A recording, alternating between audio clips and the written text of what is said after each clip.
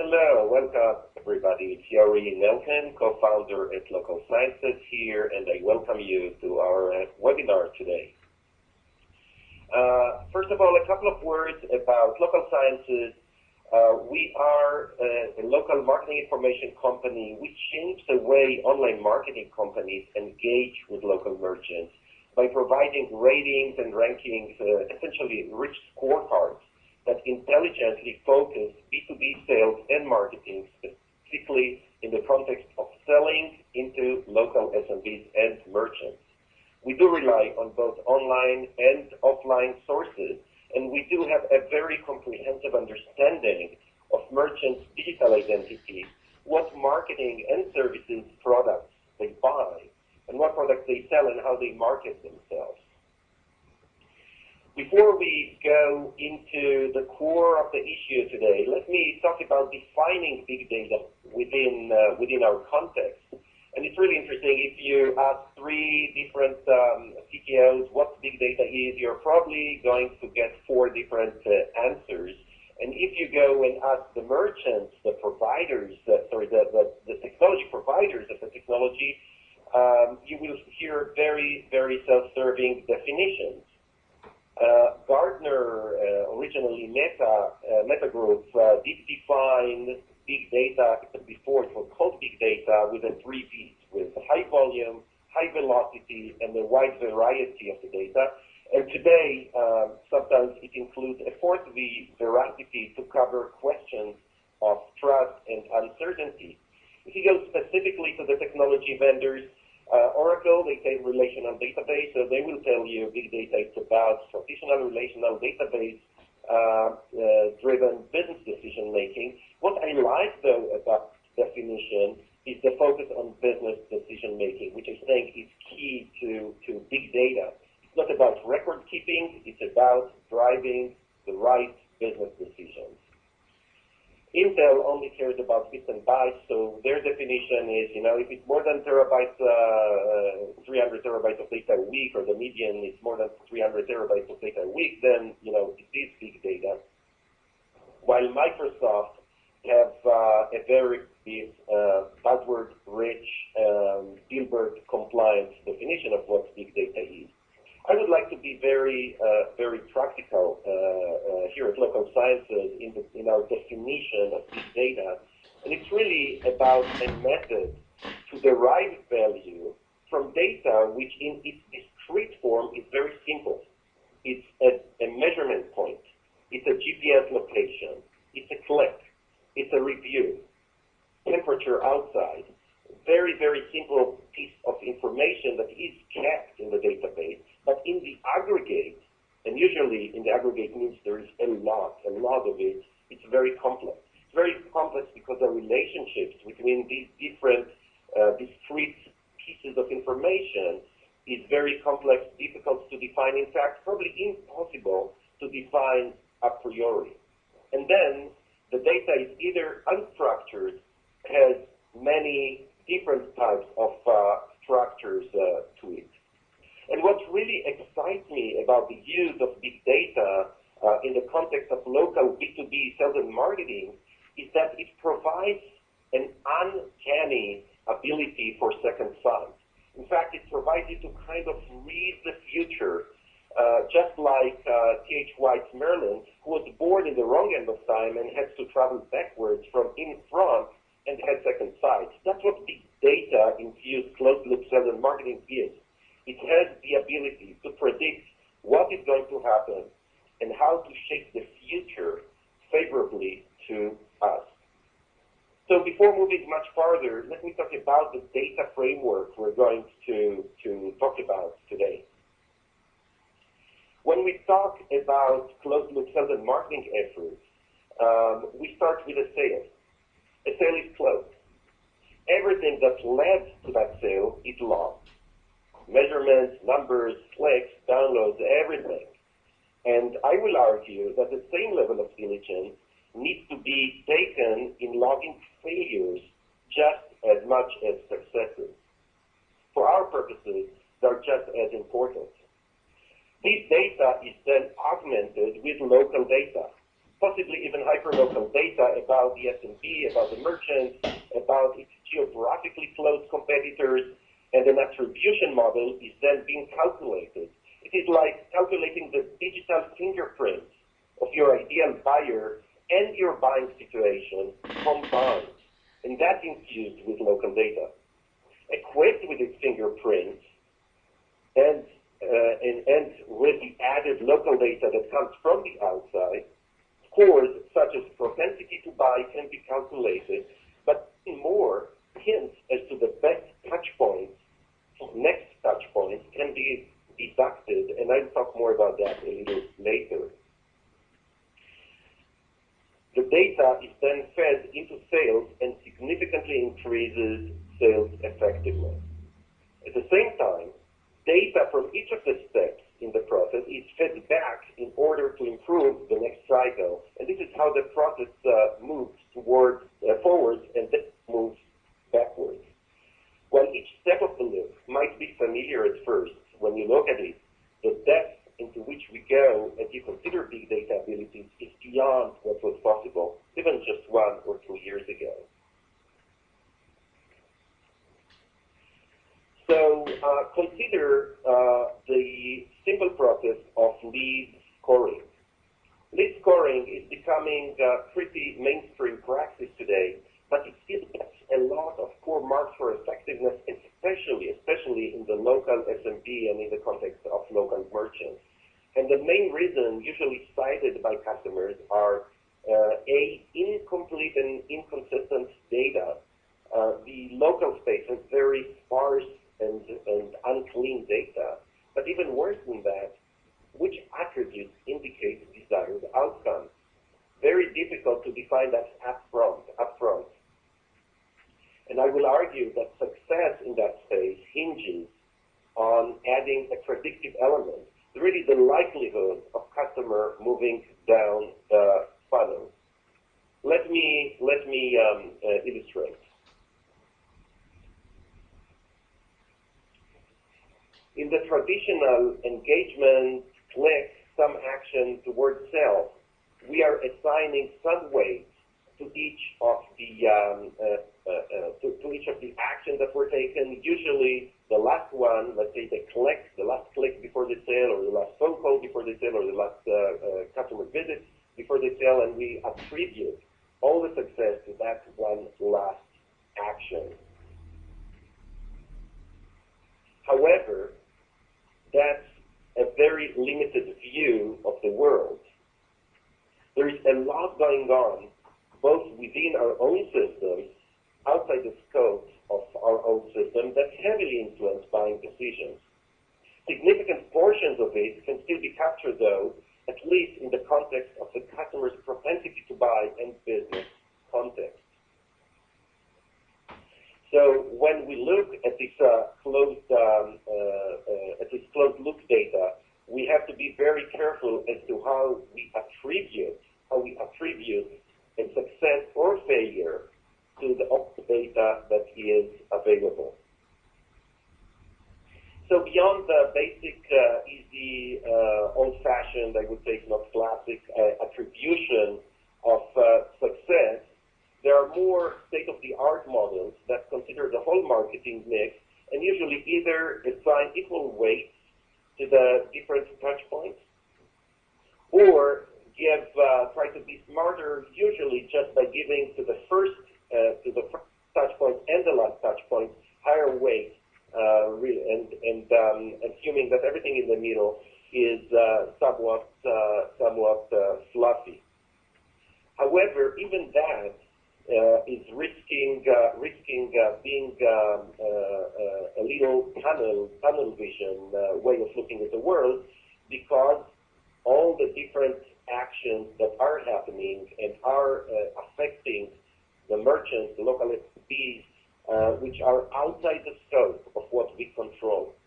For example, a dentist in a dental building, in a big building where there are dozens of other dentists, might have a much higher propensity for installing, let's say, online scheduling system because 10 other dentists in the same building just did the same recently. That's outside the scope of our system type of event. That's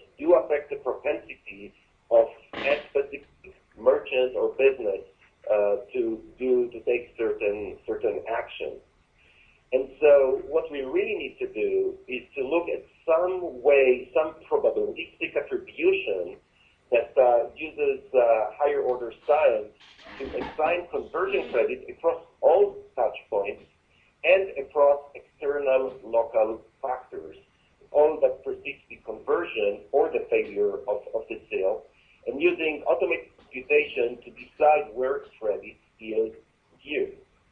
We call that stochastic attribution, and that's our proposed different model of looking at marketing attribution.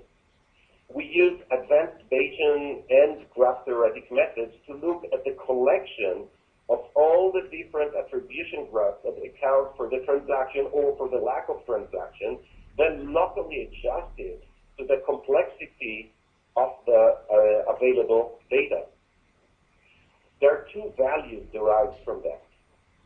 First of all, we can calculate very, very accurately the propensity to action, whatever the action is, propensity to favorable results, based on a collection of inside data, CRM data, and outside big data about the businesses, about the business, the category, the locale. But even beyond that, we can offer hints as to the action that would maximally increase the probability of the desired outcome, and that's what we call lead shaping. So this is our view of the world in the context of what big data is within B2B, closed-loop sales and marketing into local merchants and local SMBs. And with that, I would like to move into the 5 ways big data will transform local B2B sales in 2014. And as I was working on building that list, I realized that I actually created a combination of future telling, of pure sound advice, and I would love to hear your feedback as to what you think is going to happen as well. That's an open conversation. And let me move into number 1. So as we all know, customer segmentation is really kind of very 90s. We were talking over the last 10 years maybe about personas, about you know, in the consumer space, about the soccer mom, for example, and that's so passé. Combining all the data we have today about our targets, about the businesses we're trying to sell, we can actually create a singular persona. Think about it as a segment of one, and we can tailor the whole touch point, the whole marketing message, and even the product itself to that singular persona. And I believe that's not a far future vision. That's happening as we speak. Number 2, lead generation is changing radically. From being a question of acquiring data, acquiring the names and phone numbers and email addresses, it's really becoming a question of lead scoring and lead shaping. Instead of making many phone calls and trying to call people who may or may not care about your product and about your service, about your offerings, we are really talking about analyzing the data, understanding who is likely to buy, and calling on them. In other words, it's not anymore about data acquisition, lead generation. It's not anymore about acquiring data, acquiring more leads. It's about analyzing the data you have anyway. And the data itself is very much commoditizing. Number 3, attribution to success in the local SMB space is going to be fact-based. Trying to build rules and treat things, how different things attribute to success or to failure are going to fail because there is just too much noise, too much data, too many details. But fact-based attribution will be at the heart of any successful local B2B sales in the next few years.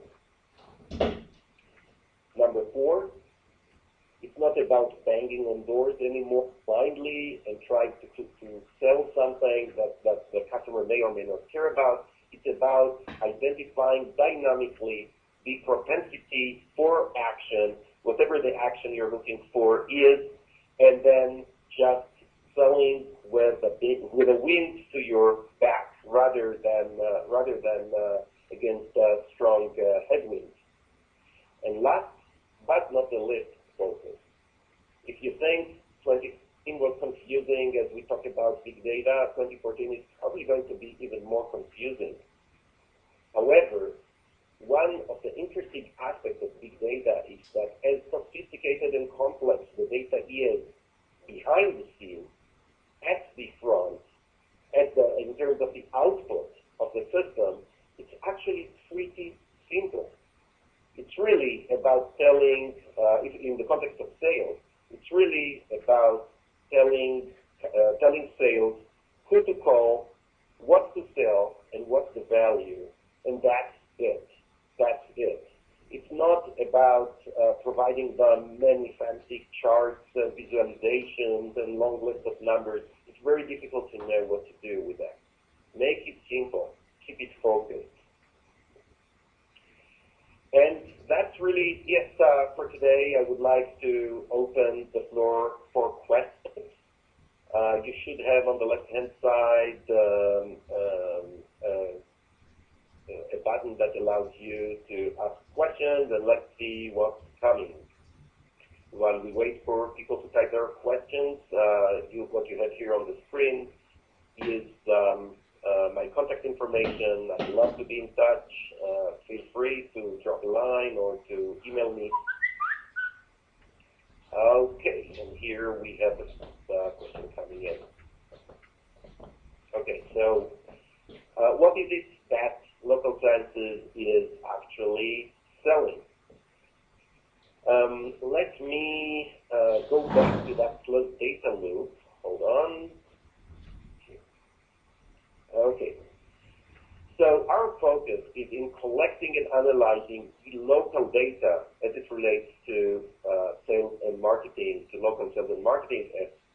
And we do the data collection, the analysis, and attribution calculation for our customers, generating the various scores as I described, and including the hints as to the next action.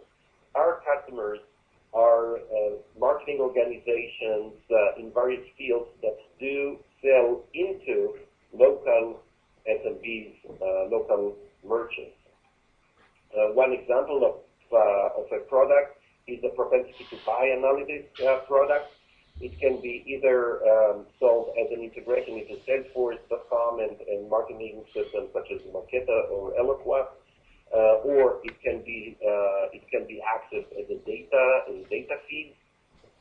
We do consider all the touch points, all the CRM data, small data, so to speak, and big data in order to calculate in real time for our customers propensity to buy of various products and other enriching the lead with other types of information, such as the key value proposition for a specific customer before sales even picks up the phone to call them. So that's the type of data type of services we provide to our customers. Next question.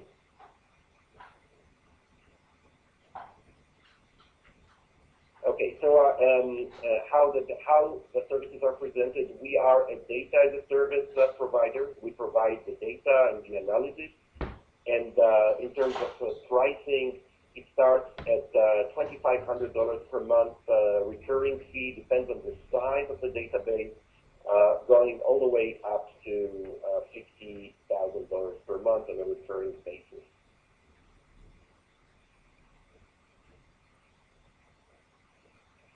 Any more questions? Okay, great. I see no more questions, and I would like to wish everybody happy holiday season. Thank you for joining us today, and hope to hear from you soon. Thank you.